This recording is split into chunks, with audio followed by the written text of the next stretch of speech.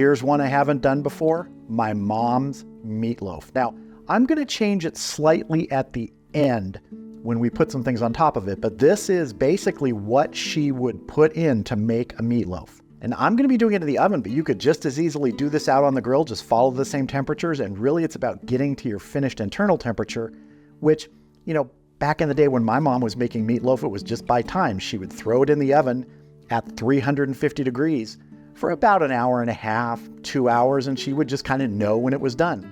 We're gonna be aiming for an internal temperature of 160 degrees, and then it's gonna come out and rest for about 15 to 20 minutes. But let's get started building it. Now I've got 3 pounds of 80/20 ground beef here. To this, I'm gonna add half of a white onion that has been grated.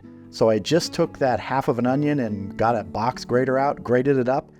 Didn't get all the liquid that comes off of that. I just really want the pulp, a little bit of liquid, but it's mostly that onion pulp. Half of a tomato that's been chopped up. 2 1/4 teaspoons of kosher salt. Now, back in the day, my mom would just use table salt, which is about half of the measurement of this, but I'm using kosher salt, so it's 2 1/4 teaspoons. 1 teaspoon of black pepper. 2 teaspoons of granulated garlic, or as she would call it, garlic powder. 1 tablespoon of smoked paprika. She would just use regular paprika. I'm using smoked paprika. About a tablespoon of Worcestershire sauce. 1 egg. And about a cup of breadcrumbs. I'm going to start with about maybe a half to 3/4 of a cup, and we can always add more. Now we get in here and mix. Break that egg up.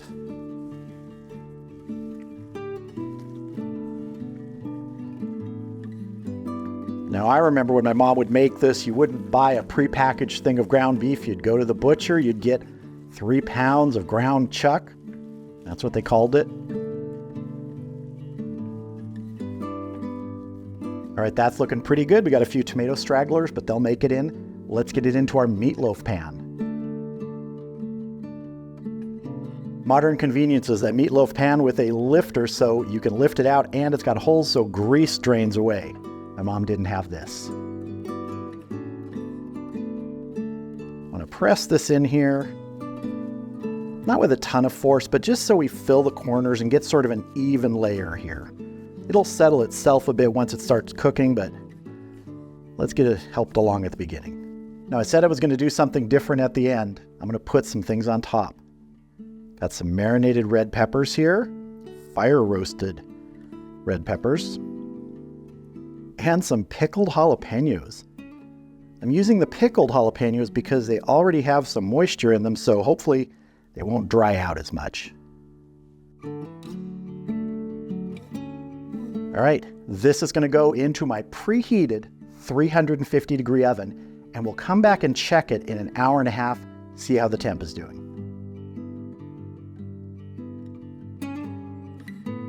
There's our meatloaf. It took an hour and 45 minutes in the oven. I checked it an hour and a half. It was about 155. Decided to give it about 15 more minutes, checked it, and we were at 159, close enough to that 160. So this is gonna sit and rest for about 20 minutes. Then I'm gonna transfer it so we can cut in and have a taste.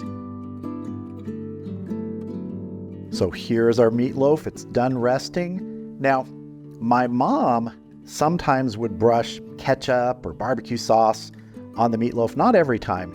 I'm not gonna do that this time. I really wanna taste the meatloaf. Like I said, it's almost exactly the way she made it. I've just added a few things on top, and I always look forward to having meatloaf like this, so let's cut in.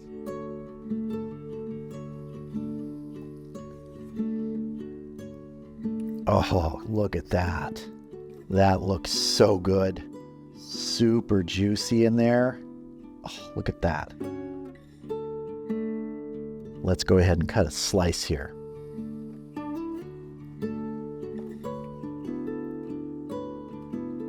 Yeah, my cutting board is getting messy. I don't care. Here we go.